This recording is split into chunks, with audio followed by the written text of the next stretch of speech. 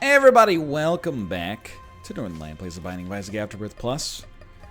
Racking them up. Hitting the 8-ball down, racking them up, hitting it. Okay, well, let's not get cocky. N0Z4, D8, 6Q. Poop, not so good. King Baby, honestly, this item is useless.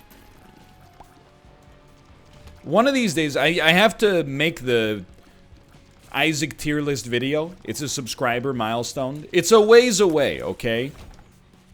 I wouldn't anticipate seeing that video in the next couple of months. Is it XL? It is an XL floor. But that being said, I will have my thoughts about King Baby out in the public forum when that situation comes to pass. For now, I'm going to bite my tongue.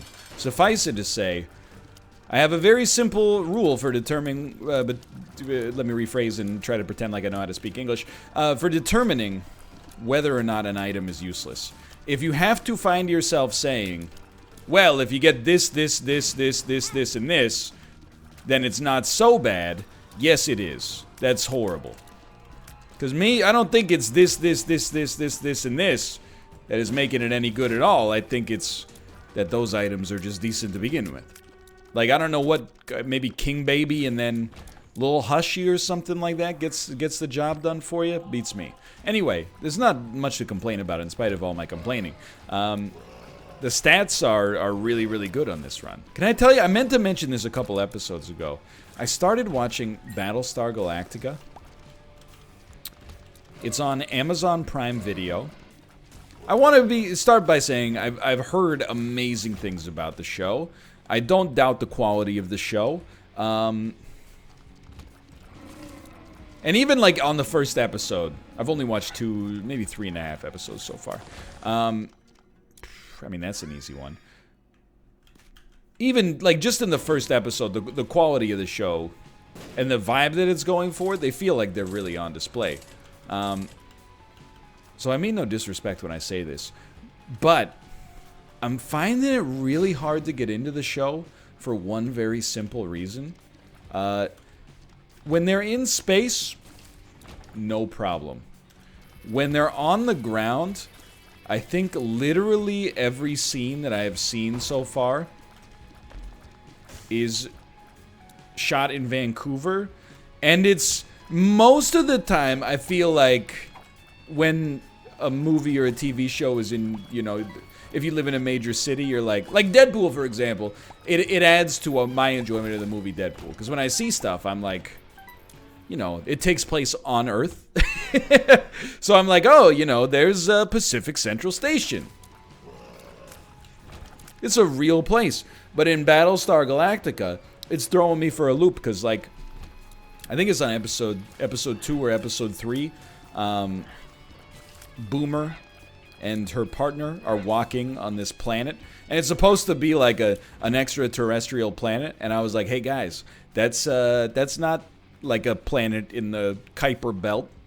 That is the Vancouver Public Library, and you're filming it by looking upwards at a small angle, as if that's gonna cloud the fact that I can see like coffee shops and stuff in the background. And moreover, like, you might be like, well, there could be coffee shops on the planet. Yeah, that's true. But really, it's more for me that I'm like, oh, I've been there. I played Pokemon Go there.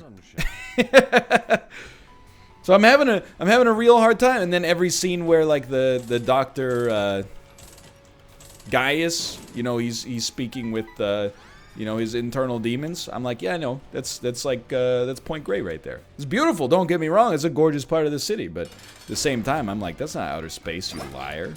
That's down the street. That, plus, I know it came out in 2004, and there's, like, budgetary stuff going on with, like, the Sci-fi stuff, or Space Channel, or whatever the heck it was called back then. But the Cylon CGI is absolutely hilarious. Like, it shows its age, let me put it that way. And coming off of The Expanse, I was really surprised, because I was like, you know, parts of The Expanse, until the most recent season, they looked maybe like a little bit low budget at times, but not like this. Anyway, the actual intrigue of what's happening in the series so far, I'm going to keep it going, don't get me wrong. It's just one of those bizarre things where I'm like, it does take me, it compromises my immersion a little bit, because I'm like, oh, that's Cafe Crepe. Hey, check it out, everybody. There's an alien invasion. It's happening at Cafe Crepe. That's where the old Future Shop used to be.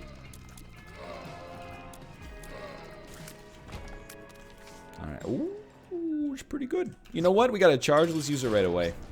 Nah, it's a tough choice. It's your classic tough choice.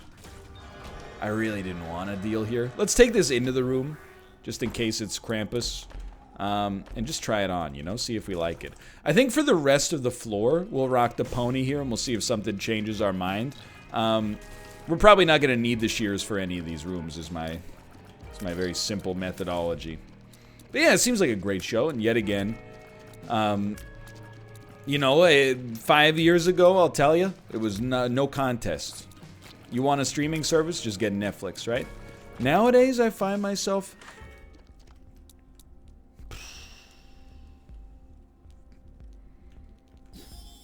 Hear me out on this one. Oh, I'm not sure it's better than Blank Card, but it's nice. They're stanzos. They're nice.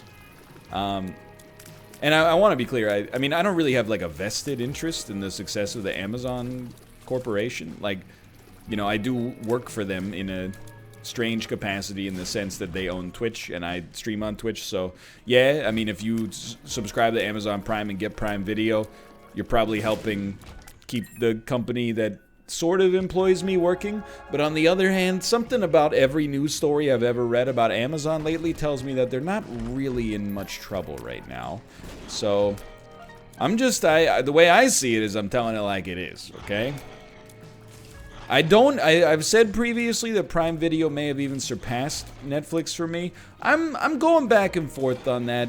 It depends, you know. Netflix is in my good graces lately because they added Better Call Saul Season 4 finally. After, I mean, it's not their fault, you know. They got licensing stuff to work out. But there's a lot of good stuff on Prime Video, honestly. A lot of stuff you might not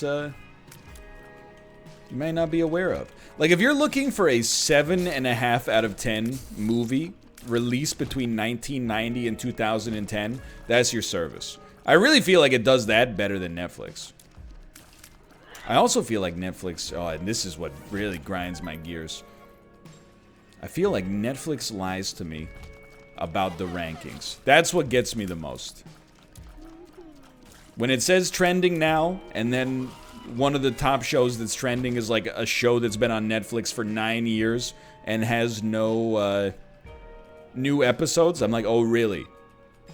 Yeah, okay. And by the way, we're just gonna keep the pony. I think it's the best optics for us right now. Yeah, I bet Operation Renovation Rescue is having a killer day. They get mentioned on stream by Ninja or something? I don't understand. That's what gets me. I'm like, I understand at least a little bit the tech side of it, you know? You're like, I want to improve engagement. The way that I improve engagement is by recommending shows that I think you will like. That's fine. You know, that's why they hit you with the recommended for you section. What annoys me is when they mislead you. They're like, this is the #1 show in Canada right now. And I'm like, no, it's not. #1 show in Canada right now is Hockey Night in Canada. Don't lie to me. I can handle my own discoverability. I don't need you to gamify it for me. Anyway, I'm not trying to be super bitter about it. We're just moving on here.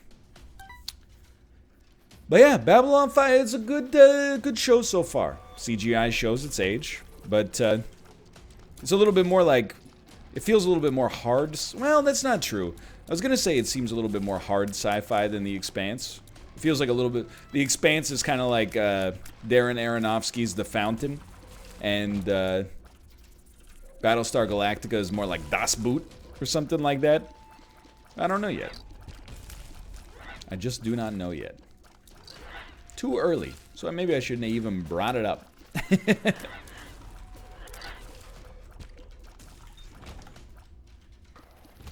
But it seems like a good show. I've heard it's like the greatest sci-fi show of all time.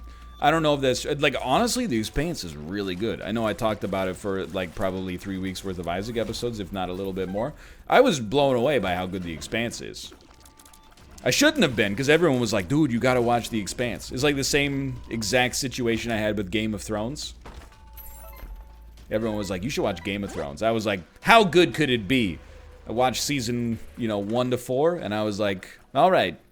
Has anybody else heard of this Game of Thrones show? That's how I feel right now. But I know that eventually, some Expanse people are gonna be there. Like, next year, they're gonna be like, oh, dude, have you heard of The Expanse? And I'm gonna be like, oh, you're like a little baby. Just found out about it, huh? Yep, I've been watching since the beginning. Oh, I've been around since we didn't even know if it was good. Definitely not a Johnny-come-lately.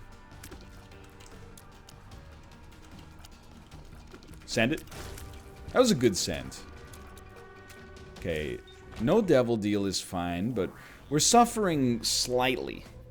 Slightly suffering on the, just in the damage department of this run, I think. It's definitely, it's not bad enough to complain about, but it's not quite at,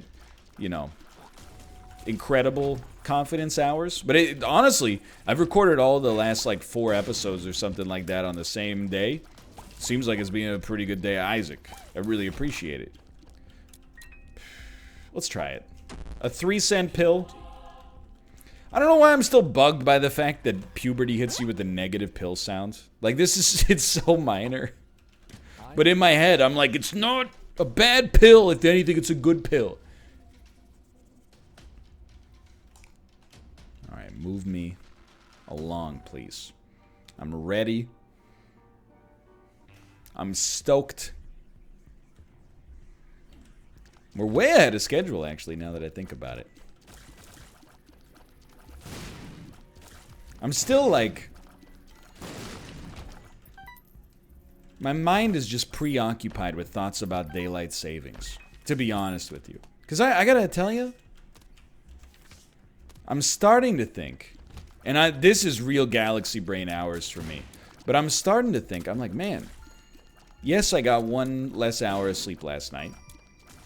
I'm not saying you have to lose an hour of sleep, by the way, but you gotta take that hour from somewhere. I chose to take it from sleep. But on the other hand, so it's like 6 p.m. right now. I'm looking out my window, and I'm like, dude, it's beautiful. It's a beautiful, sunny day right now. Now I know at 7, because it's not like, the Earth has changed very much in the past 24 hours. At 7, it's going to start to get dark. But right now at 6, it's like very nice. And I'm like, you know what? Having this little bit of sun, maybe it was worth that loss of an hour of sleep. But now I'm puzzling it out, and I'm like, but wait a minute, why don't we just have this be the time all the time? Like, instead of being stoked that we have a lot of sun today, why aren't you, cheesed off? You could have had this much sun yesterday, minus about, like, 0.5% or something.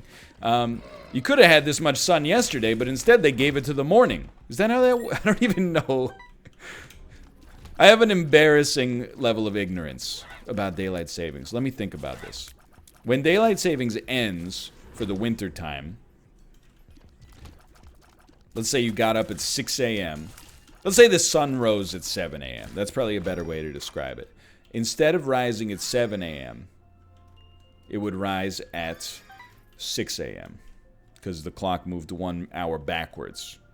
Okay, that's true. Everything checks out so far. But instead of the sun set... Now, I know you're like, is he being real? I'm being real right now. Just let me puzzle it out, okay? I'm sorry. I know, it's just how I am. The sun will rise an hour earlier, which means it sets an hour earlier. Oh, yeah, dude, I hate daylight savings. Get that... Forget the morning light. Who cares about the morning light? I don't want my kids to wait for the school bus in the dark. They're spending the rest of their afternoon inside a freaking educational incarceration zone. Why don't you think about the 31-year-olds like me who work from home and would like to get a little vitamin D when they inevitably walk to the grocery store at 4:15 p.m. It's not all about your kids, lady. Jeez Louise. Why don't you think of somebody else for once in your life? Well, I would definitely rather have... I mean, let's be honest. It's, you know, completely selfish. It's not, I don't know, selfish... I think selfishness gets a bad rap. There are some situations where you should not be selfish, you know? This one might even ruffle some feathers, but, you know, if there's like one scoop of ice cream left at the ice cream place, and then, like, little kid comes in, and he's like, Dad, I've been waiting all day for ice cream. And you're like, well, sorry, kid, I got here first. This is a valuable lesson. First come, first serve. Life is a meritocracy, you see. If you wanted to beat me, should have just bought a faster car. Anyway. You know, you're in your rights to get that ice cream, but at the same time, I'm like, wouldn't you feel better if you let that little kid have the last scoop of ice cream? I would. I would do that. But, you know, when it comes to daylight savings, I'm like, nah. This is where you insert that Michael Jordan Photoshop. F them kids, dude. I want late sunsets. I can sit on the patio eating a flatbread. What do kids do with the sunlight anyway? No kids, at least, you know, back in my day, no kids getting up at 6 a.m., going outside, playing around, going, thank God for daylight savings. I know we got cursed eye, by the way. I'm not happy about it, but that's just the way it is. Do-do-do, do-do-do, do-do-do. I don't think it, I don't know, maybe it is. Maybe if I were a parent, I'd feel differently, but I'm like, I don't think it's any more dangerous to have a kid waiting for the school bus in the dark. How do you think kids in Iceland deal with it? Sun comes up at like 10:30 a.m. in the well, not even the winter, in like November.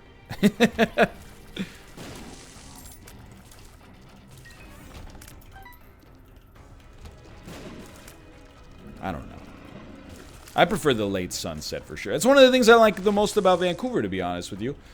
People, you're gonna think this is insane. I don't know why it happens. I'm assuming, I don't know, maybe we're, no, because I was gonna say we're closer to the equator than it seems like we are. That's obvious. I'm not saying we're close to the equator. Maybe it's because we're actually further north than I thought we were. Based on like the classic like Mercator projection or whatever the heck the maps normally are. I know I'm being a Reddit post right now, basically, but hold on, stay on target. I screwed it up badly. But we get like really late sunsets here. Like in the summertime, sun doesn't go down till like maybe 9:30. It's super nice. It's one of my favorite parts about the spring and the summer here. So count my vote for later sunrises and later sunsets. I've heard weird arguments. I don't know if these are true. I know we talk about daylight savings. Let's just do it. I know we talk about daylight savings too much, but like, I always hear people that are like, you know, it's for farmers, so farmers' schedules aren't disrupted. And I'm like, what do you mean a farmer? A farmer, they're like me. They work from home. Can't you just wake up whenever you... I mean, I don't want to say whenever you want, but aren't you waking up at the same time no matter what? I don't understand. I'm not totally ignorant on the farm side. You would think so, because I live a very urban life now. All about, oh, kombucha and, you know, ocean-wise seafood. But I grew up in farm country. People have bumper stickers, eat today, thank a farmer. And I did. And I still do think about that sometimes.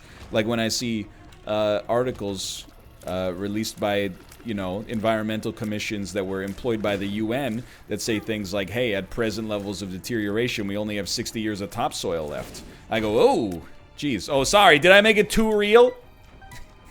Anyway, who needs that topsoil anyway, dude? That's not even the good stuff. Where was I going with this? I forgot. Anyway, compost. That's you should compost.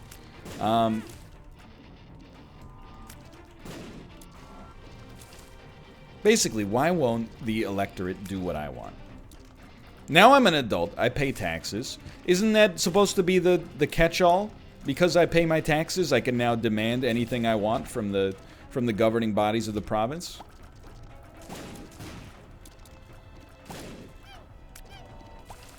I thought I did my part. I paid the admission fee. Now give me exactly what I want with no compromises whatsoever.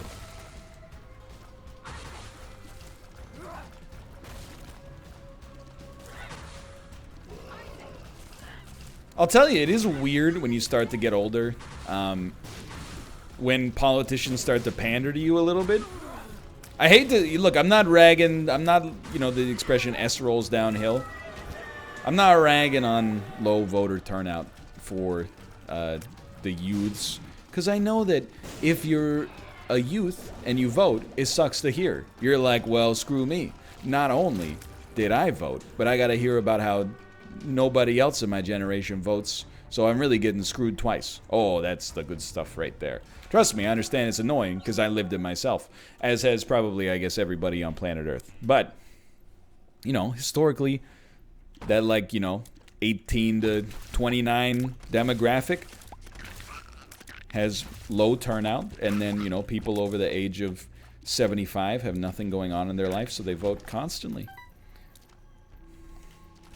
I understand it. That's what, like, dude, honestly, we've been dealing with this in Vancouver. I'm kind of getting off my original point. My original point was going to be, and I'll come back to this, but my original point was going to be that now I'm starting to get to the age where within the demographics of Vancouver, I get pandered to a little bit. I got to tell you, if you're not there yet, keep a smile on your face. It'll get better. It's nice, dude. You know, when I was like 18, I was like, we want bike lanes, dun dun dun dun dun. We want bike lanes. Everyone was like, shut up, you're so impolite. This is, now real politicians are like, we're gonna put in more bike lanes. And I'm like, yeah, let's go. We made it. But like, especially like on a municipal level, it's so frustrating. I care about municipal politics, you know, on the city level, on the neighborhood level even.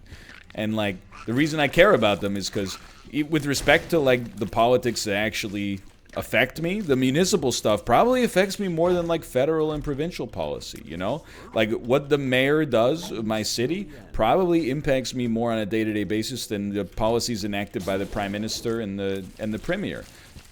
Not always. It depends, you know?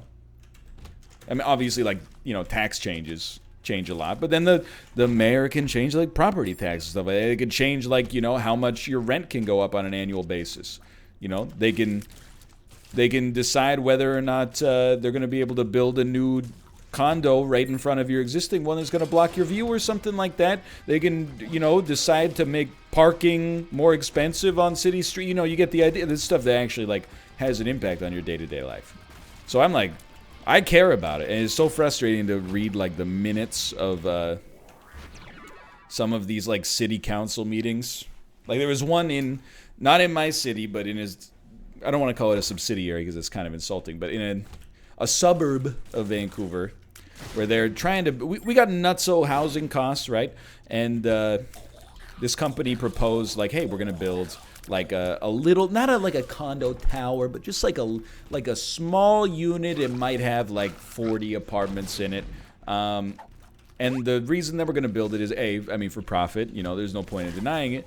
But also, like, on top of that, the property prices in this particular neighborhood have soared so much because there's, like, no supply. There's a lot of demand, especially because people start moving down to this area once Vancouver gets too expensive, which is, you know, it has been for like a decade. So they moved down here, and then they started pushing the locals out, and so far, you know, so on and so forth. Well, this little build got shot down by city council, and when the councilor with the deciding vote shot it down, she was like, I have sympathy for people who have trouble buying a house, but, you know, you're just going to have to scrimp and save and maybe buy less lattes if you want to make it happen.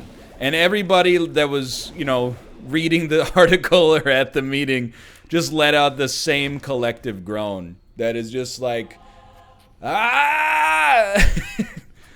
Like, the house is like, it's like the price of 30,000 lattes or something. Like, you don't even know what you're talking about. It would take you like 4 centuries of subtracting 5 lattes a day from your budget to make the down payment, but you can get away with saying this stuff because you're 85 years old and the people who vote in municipal elections, the average age is like 91.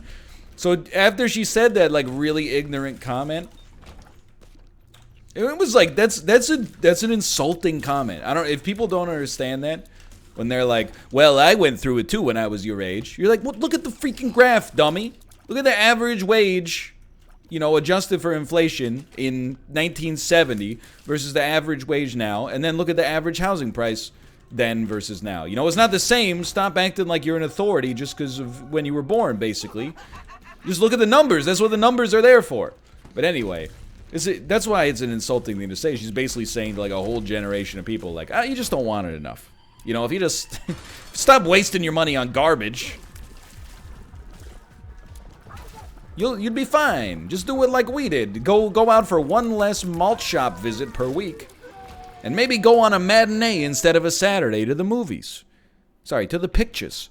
Anyway, she gave an interview, and in the interview, she was like, well, if people have a problem with what I said about policy, that's one thing. But I really wish people wouldn't be so rude to me. And I'm like, lady, you're a jerk.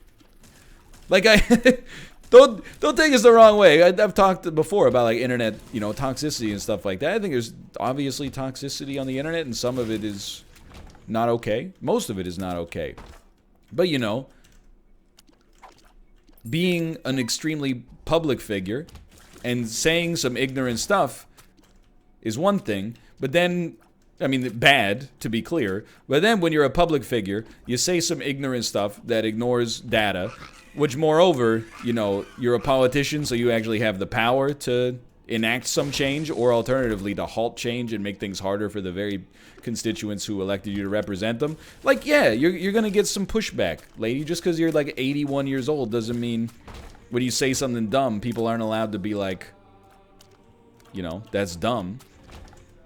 On the one hand, this could have provided, you know, 20 affordable housing units for the city.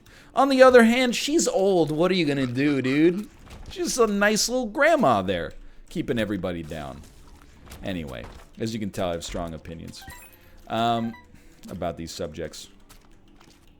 Why don't I go to the city council meetings and make these thoughts heard? Well, look, you're not gonna love the reason. Same reason a lot of people don't vote. You know, I'm busy.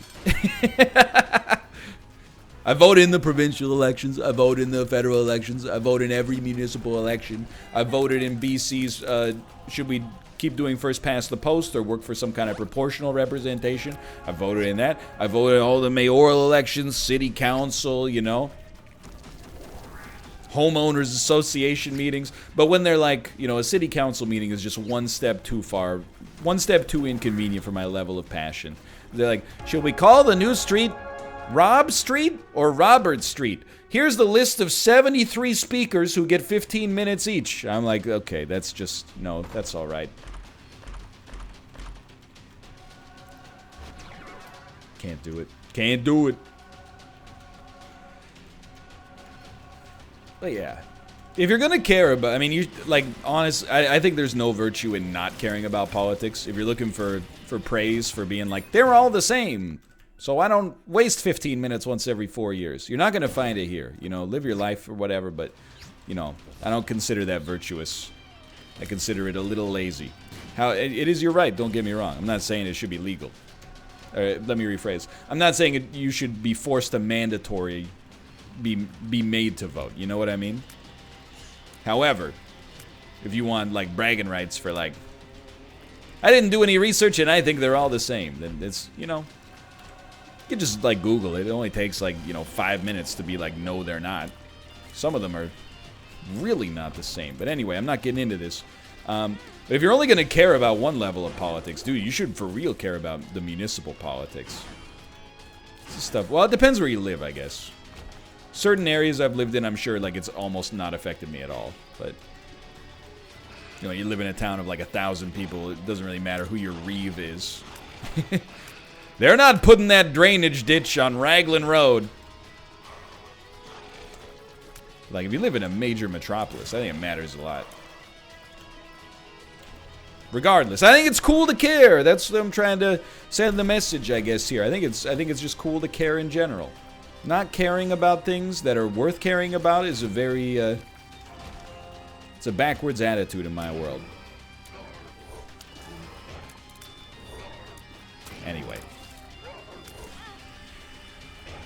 Where was I going with this? I don't remember. Suffice to say, it's been 4 days. I'm still mad at that lady. Actually, it's been like a week and a half. I think I'm still mad at that lady. The latte comment, really? Like, what's next? The avocado toast?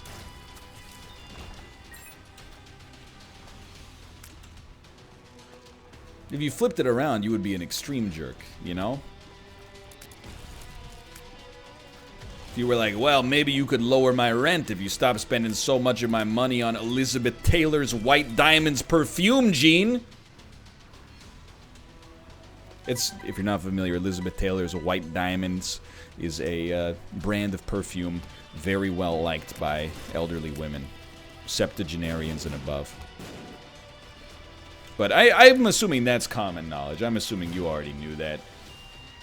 That was like every Christmas, the last gifts that were opened were the gifts from my grandpa to my grandma. She always got White Diamonds perfume. This is why it's etched into my brain. She was always like, White Diamonds.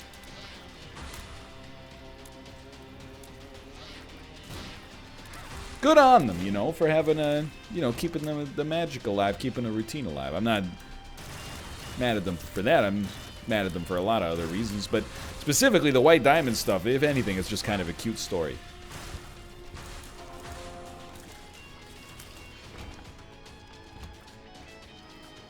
Please, come on. We've done a good job here. We talked about some serious stuff. I took the right side on some political issues that my demographic will agree with to an extreme degree. Let me finish the episode. We've accomplished what we need here.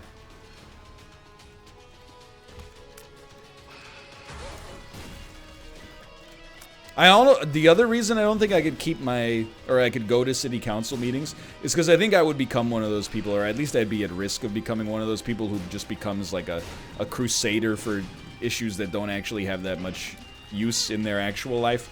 Like, I know last year the big political issue in North Vancouver, which is, again, it's confusing, but it's like a part of Vancouver, but also its own city, was bus lanes, you know? So, most people that are watching this video, if you're in a certain demographic, probably pretty pro bus lanes. That describes me. What are the benefits of a bus lane? Well, having a lane that is dedicated for public transit allows public transit to be faster, you know, on schedule more often. And even when there's a lot of traffic, it ensures that people that are taking public transit can still get where they need to go in a reasonable time frame. Most of the time. Obviously, they're not exempt from all traffic, right? But it's really, the long and short of it is it makes public transit better. What's the negative of it? Well, it takes away some street-level parking. You might say, I'm ready to vote. I have an appraisal of the issues. No matter where you fall on this subject, I support you, if that's your opinion. What ended up happening was the ignition of a 12 to 18 month debate with full-on protests that were like, you won't take our parking spots except out of our cold, dead hands. And then the other side being like, please, I can't live close to the university because it's so expensive, so I live up here. I would really like to take the bus, though, because I can't afford a car. I think this would really help me out. It would cut down my commute by like 50 minutes. And all you'd have to do is park at the back of the restaurant instead of the front. People are like, nah. And it lost. I think that's where I would be like, I'd be writing down a list of names, and I wouldn't harass them, obviously, but I would be like, I'm gonna sell this person. You know, not like on the black market, but like, I'm gonna be a salesperson. Every time I see them, I'm gonna be like, hey, Gene, I gotta talk to you about those bus lanes. We're voting on Tuesday. Anyway, for now, thanks for watching. I hope you guys have enjoyed it. If you did, click the like button. It helps out a great deal. And, of course, subscribe if you want to see more in the future. For now, thanks for watching. I'll see you next time. See ya!